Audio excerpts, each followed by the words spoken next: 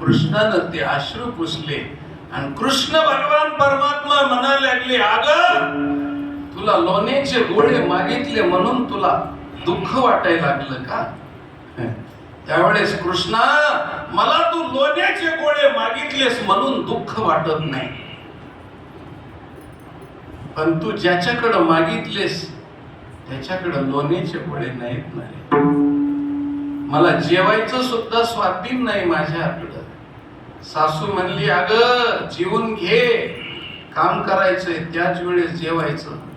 ते बी 3 वेळेस म्हणावं लागतं. 1 वेळेस म्हणल्यानंतर बसल्या जर जेवायला जेवून घे म्हणल्या बसली तर म्हणती सासू की दुष्काळातून आलीस का?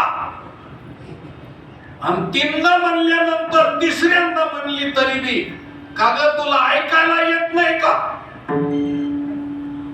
माणसाला तोंड वाजवायला होतीस, जेव, काम करायचंय म्हणून तिच्या मर्जीप्रमाणे वागावं लागतं.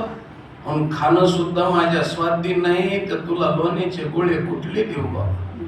तू माझ्या सासूचं काम कर, तुला ती लोण्याचे गोळे दे. सांगितलं तिचं नाही काम करणार मी, मग तुझंच काम करणार. पण माझं काम तरी कशा करता करणार, आणि लोण्याचे गोळे तरी मला कशा करता मागणार?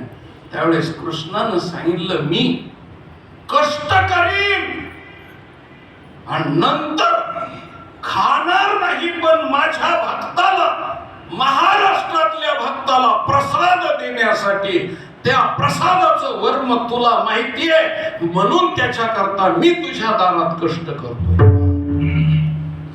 आणि बिना कष्टाचं खाण्याकरता मी काय 21व्या शतकातला मंत्री आहे का?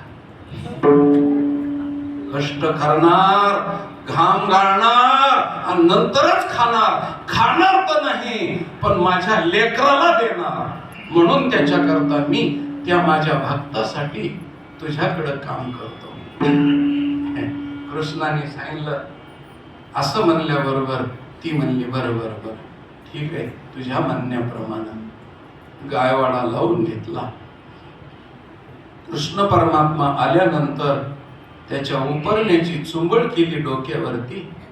त्यांनी असा पितांबर इथं खावला, वेणू होती ती इथं खावली, दंडकडे आणि मनगट्या नीट बांधल्या, मोराचा पीस बाजूला सरकवला, डोक्यावर चुंबळ घेतली आणि त्या गवळणीनं शेणाचं टोपलं भरून त्याच्या डोक्यावरती दिलं आणि डगा हलत जाऊन उकांड्यावरती महाराज शेणाचं टोपलं टाकलं आणि परत आले.